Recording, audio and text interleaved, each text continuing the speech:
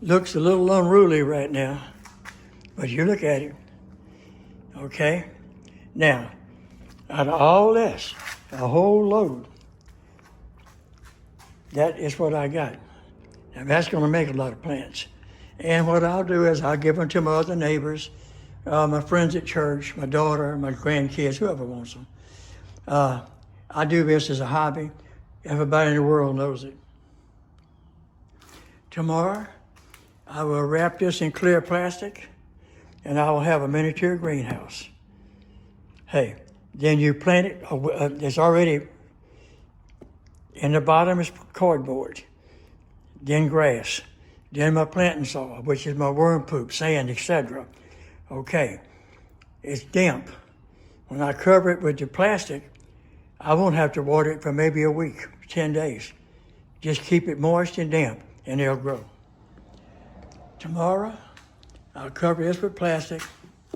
That's my greenhouse. Also, I'll finish this one right here with a little greenhouse, because that's the one that's going to be iffy about growing. A quick greenhouse. I took a plastic bag. The other day, I set this little house up. It's actually a temporary small worm bin. I added red wigglers. Cut a plastic bag, I'm going to cover it. That's going to turn it into a miniature hothouse. This way I do not have to water it every day and worry about it. I can go a week or 10 days, it'll be all right. So that's where I'm at. I'm also going to do the same with this little pot here. I showed you the other day how I planted it.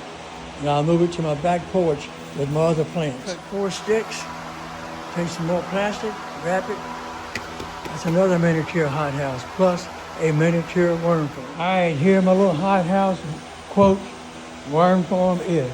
All you gotta do is just cover it with plastic.